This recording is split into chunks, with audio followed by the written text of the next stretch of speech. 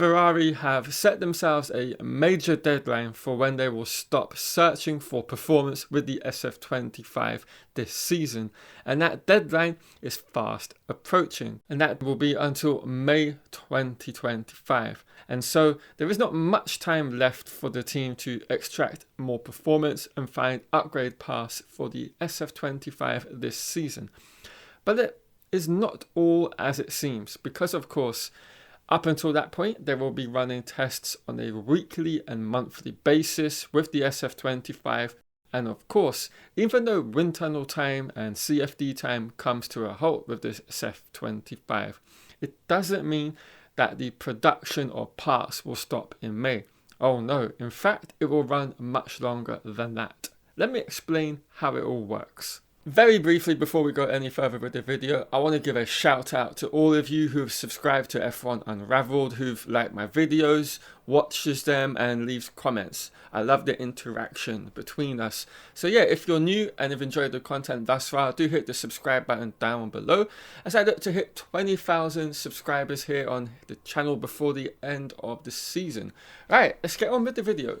Now, as I said, it's very important you understand the actual kind of time frame of inception to completion with regards to upgrades and how long it is, because if you understand that, you will understand why 2 months is a huge amount of time to find performance, and it is a much greater process than you may think. So essentially, to put it into a very quick explanation, in January, for example, you could be working in the wind tunnel and CFD and you may find 1/10 of an improvement in performance in a given week. But that doesn't mean it's going to come onto the car. There is a process through which everything has to go through. And that process can take sometimes up to 3, if not 4 months to see what you found in the wind tunnel and CFD to actually be manufactured, processed and put onto the race cars at whatever Grand Prix they can bring it to at the earliest convenience.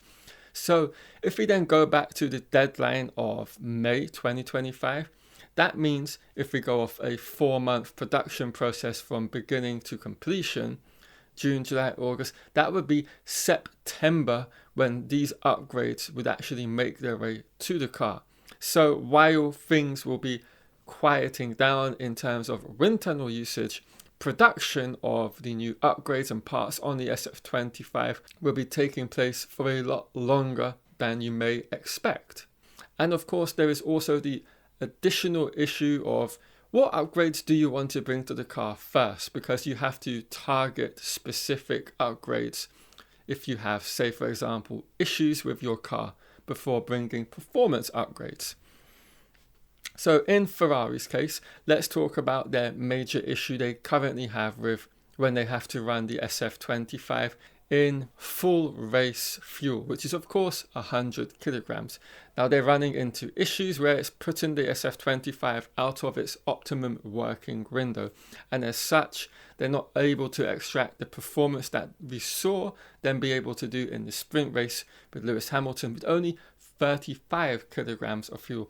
There is a huge discrepancy between the fuel loads in a Grand Prix situation. The car behaves a lot better with less fuel in the car than it does on full tanks. So first the team have to get on top of that, and if and only if they can do that, then they can bring actual performance to the car. So that is what I'm talking about when I say you have to get on top of your underlying issues before you can bring performance.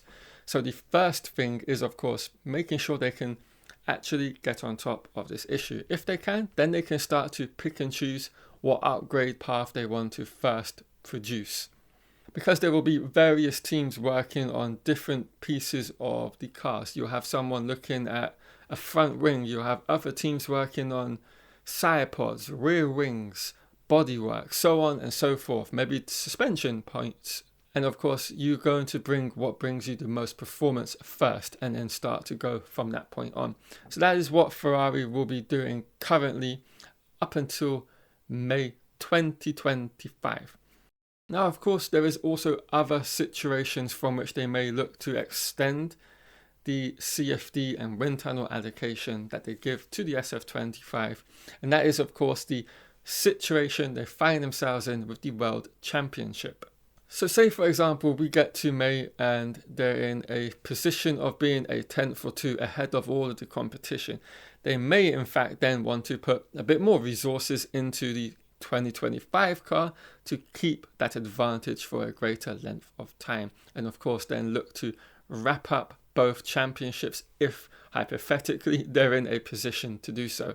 So that is a second thing that they will look and have to balance accordingly. Now of course there is a huge red herring, I suppose, if that's the right way of putting it, in the very distance, and that is of course the 2026 regulations, a complete change from which all teams start from scratch and they can make a huge impact and impression on that first year of this new regulation cycle. So the more time you put into the wind tunnel and CFD for 2026, the better off you're going to be at the beginning. It's how Brawn had a huge head start, not only because of that, but because of what Honda at the time were doing with the double diffuser. And you saw it also with Mercedes at the beginning of this hybrid era. They had a huge engine advantage because they'd been working on that turbo hybrid engine for over a decade before we even went racing in 2014. So there is always a huge carrot dangling just ahead of you if you put more time into that particular project. So it's going to be very interesting to see what happens for Ferrari in the next couple of months, and then of course we will see what will happen in terms of the wind tunnel and CFD allocation. Because none of us can predict the future. No one knows whether the team will get on top of their issues and go quick, or whether they just dump the whole of 2025 and move into 2026 and they find this massive unknown huge piece of tech for 26, and then it gives them a huge boost and a head start on that as a series. And of course we can even put the engine part of that into this discussion, because it's looking to be a engine formula more of an aerodynamics sort of platform, the new era, and kind of not looking forward to it, but I'm also very much excited to see at least how the cars look out on track and see how the performance is before I give a final verdict on all of that. Alright guys, I'm going to wrap the video up here. Hope you've all enjoyed it. If you did, of course, do leave a like and share this across all the social medias, and I will catch you all with some more F1 videos in the week. See you later.